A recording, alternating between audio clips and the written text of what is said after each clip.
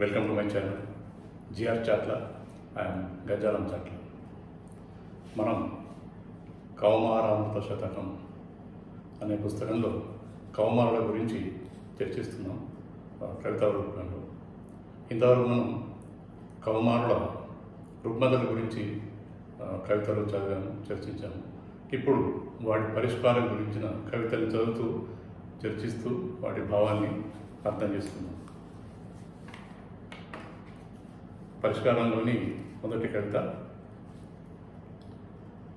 మున్ముందుగా తల్లిదండ్రులు సంస్కారం నేర్వాలి, మున్ముందుగా తల్లిదండ్రులు సంస్కారం నేర్వాలి, తమ నడకలే తమ తనయుల తొలి అడుగులవ్వాలి, తమ నడకలే తమ తనయుల తొలి అడుగులవ్వాలి, తప్పటడుగు సరిదిద్దే సామర్థ్యం మీకుంటే, తప్పటడుగు సరిదిద్దే సామర్థ్యం మీకుంటే పరిష్కార మార్గాలు పరిగెత్తుకొస్తాయి, పరిష్కార మార్గాలు పరిగెత్తుకొస్తాయి అమృతపుత్ర.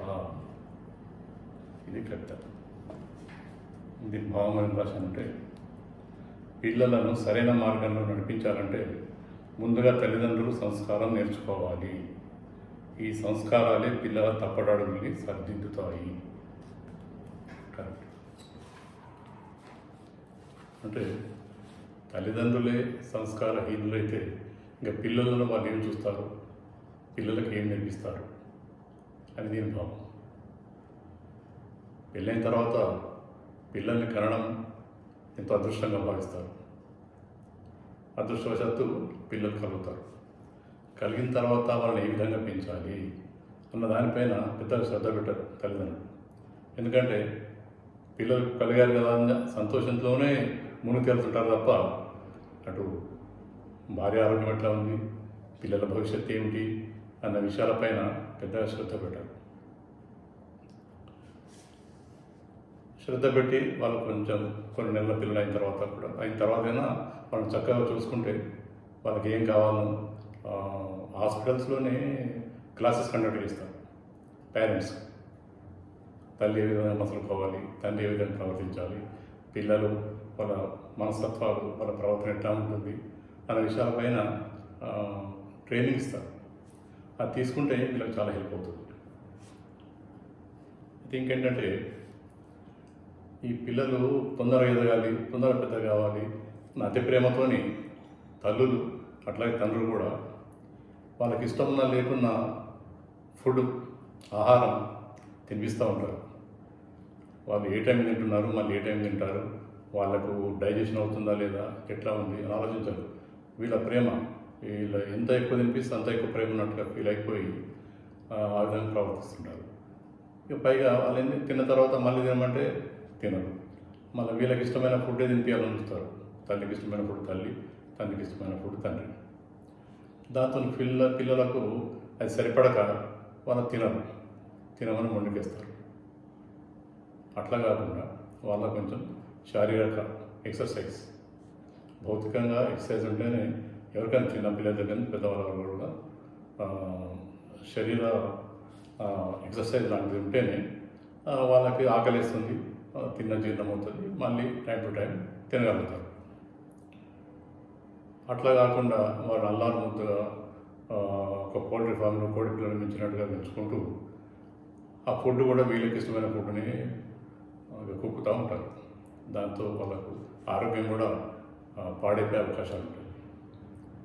మళ్ళీ ప్రతిరోజు ఒకటే రకమైన ఫుడ్, అట్లా కాకుండా పిల్లలకు ఇష్టమైన ఫుడ్ ఏదో తెలుసుకొని రకరకాలుగా రోజుకు మారుస్తూ ఫ్రూట్స్, న్యూట్రిషియస్ ఫుడ్ అన్నీ కూడా డాక్టర్ సలహాలతో వాళ్ళకు వివిధ రుచులు, రోజుకొక రుచి ఉండే ఫుడ్ పెడితే పిల్లలు హాయిగా తింటారు.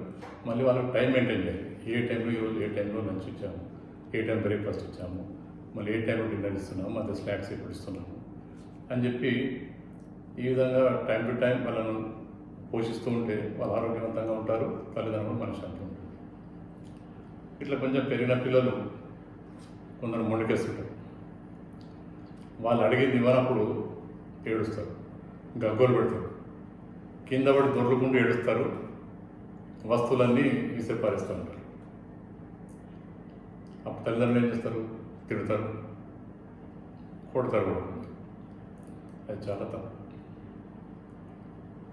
ఇంకొందరు పిల్లలు ఏం చేస్తారంటే తల్లిదండ్రులు ఏమైనా వస్తువులు ఇస్తారు, బొమ్మలు, టాయ్స్ అటువంటి ఆడుకోవడానికి. ఇంకా అది వాళ్ళ సొత్తు, ఇది మా ఆస్తి, ఇది ఎవరికి ఇవ్వను, ఎవరితో షేర్ చేయను అన్నట్టుగా ప్రవర్తిస్తుంటారు. వాళ్ళ ఇంటికి వాళ్ళ ఫ్రెండ్స్, వాళ్ళ పిల్లలు వచ్చినప్పుడు ఆ వచ్చిన పిల్లలకు వాళ్ళ ఇంట్లో ఎంత కాస్ట్లీ టాయ్స్ ఉన్నా కూడా ఈ టాయ్స్ మీదనే వాళ్ళకి ఇష్టం ఉంటుంది.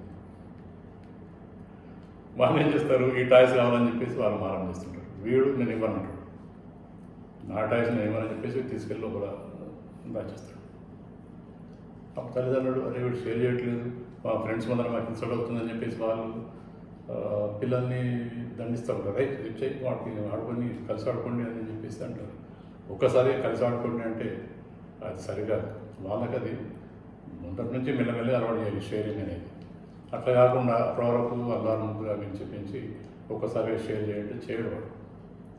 అటువంటిప్పుడు ఏంటంటే వాళ్ళకు ఇగ్నోర్ చేయాలి, కొంతవరకు ఇగ్నోర్ చేసి చెప్పాలి వాళ్ళు ఇట్లా ఉంటుంది అని చెప్పేసి అక్కడ పిల్లలు ఇక్కడ పిల్లలు సందేహించు. ఇంకా వీళ్ళని కూడా కొంచెం ఇంట్లోనే ఉంచుకోకుండా కొంచెం బయట తీసుకెళ్ళి పిల్లలతో కలపడము, ఒక గ్రూప్లో పిల్లలతో కలిసిమెలిసి ఉంటే షేరింగ్, వీడిస్తాడు వాళ్ళు ఇస్తారు జరుగుతూ ఉంటారు అన్నమాట. అట్లా కాకుండా ఒకడే పిల్లలు ఇల్లు ఉంటాయి, ఇంకా వాళ్ళకు ఇంట్లో వేరే పిల్లలు ఉన్నారు కాబట్టి షేరింగ్ అలవాటు ఉండదు. వాళ్ళకు అర్థమయ్యే విధంగా తల్లిదండ్రులు సమయం చెప్పాలి. ఇంకా కొందరు ఏం చేస్తారంటే అతిగారామం చేస్తారు పిల్లలు. అతిగారామం చేసి వాళ్ళ ఇంట్లో చెడు మాటలు మాట్లాడుతూ ఉంటారు, వాళ్ళే పేరు పెట్టుకుంటూ ఉంటారు. ఫర్ ఎగ్జాంపుల్ వాళ్ళ అమ్మకు నాన్నకి ఎవరికో ఏదో ఆపరేషన్ అయింది అనుకోండి, వాళ్ళకు కాలుకు ఆపరేషన్ అయిపోయింది అనుకోండి, వాళ్ళకు కుంటి అని పేరు పెట్టేస్తారు. కుంటి అయ్యా కుంటమ్మ అనుకుంటారు. ఆ విధంగా చిన్నప్పటి నుంచి పిల్లల్ని వాళ్ళ సక్రమైన మార్గం, వీళ్ళ ప్రవర్తన బట్టి పిల్లల ప్రవర్తన ఉంటారు కాబట్టి వీళ్ళ ముందు సంస్కారవంతంగా ప్రవర్తించాలి. ఈ విషయంలో ఒక చిన్న స్టోరీ నిజంగా జరిగింది ఇది. నేను చెప్పే విధానాలన్నీ కూడా మా చుట్టుపక్కల మా ఫ్రెండ్స్ ఇళ్ళను, మా రిలేటివ్స్ ఇళ్ళను జరిగిన యథార్థ కథ చెప్తాను నేను. మా చుట్టాల ఇంట్లో లేక ఒక అబ్బాయి పుట్టాడు. వాడికి అతిగారం చేసాడు. నేను చెప్పేదంతా ఒక 50 years క్రితం సంగతి, 50 సంవత్సరాల క్రితం సంగతి. ఎంత అధికారం అంటే ఇక వాడికి మాటలు మామూలుగా మర్యాద ఇవ్వడం, మర్యాద తీసుకోవడం అన్న తెలియదు వాడికి. ఎవరు ఏ చెడు మాట మాట్లాడినా అది గ్రహిస్తాడు, దాన్ని ఉచ్చరిస్తూ ఉంటాడు. అయితే వాళ్ళ నాన్నమ్మకు అప్పట్లో కళ్ళ ఆపరేషన్, కళ్ళద్దాలు వచ్చినాయి అనమాట. ఇంకేంది గుడ్డి అని పేరు పెట్టేసింది. గుడ్డేమో నాన్నమ్మ అనడం లేదు, గుడ్డేమ్మ అంటే వాడు అప్పటికి ఒక 2 years పిల్లడు, 2-3 years పిల్లడు అనుకుంటా.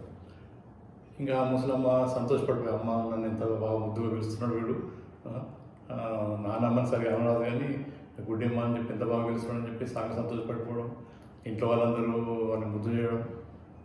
ఆ విధంగా వాడు పెరిగి పెద్దవాడాడు. ఇంకా ముసలమ్మ పేరు గుడ్డేమనే పడిపోయింది. అయితే వాడి అతిగారభం వల్ల వాడు ఎందుకు పనికిరాకుండా పోయాడు. అటు చదువులోనూ శ్రద్ధ లేదు, వాళ్ళ కుల వృత్తిలోనూ శ్రద్ధ లేదు, ఎందులోనూ శ్రద్ధ లేకుండా వాడికి పెళ్ళైపోయి పిల్లలైన తర్వాత ఆ భార్య ఏదో చిన్నపాటి కుటీర పరిశ్రమ లాంటిది నడిపించుకుంటూ ఉంటుంది. ఇంకా వీడు ఆ ప్రైవేట్ స్కూల్లోనూ ఇంకా ఇన్స్టిట్యూట్లోనూ చిన్నగా సెక్యూరిటీ గార్డ్ అటువంటివి చేసుకుంటూ బతుకు వినదిస్తున్నాడు. వాళ్ళు చిన్నప్పుడే సక్రమైన మార్గంలో పెంచి ఉండి వాడికి ఒక సంస్కారం నేర్పిస్తే ఇవాళ వాడి బతుకు ఎంతో బాగుండేది కదా అందరిలాగా. ఇది అందుకని చెప్పి తల్లిదండ్రులపైనే పిల్లల భవిష్యత్తు ఆధారపడి ఉంటుంది. ఇది ఈ కవిత యొక్క సారాంశం. ఇక షేర్ చేయండి, సబ్స్క్రైబ్ చేయండి, లైక్ చేయండి, ఇంకా వీడియోస్ చేస్తూనే ఉంటాను. నమస్కారం.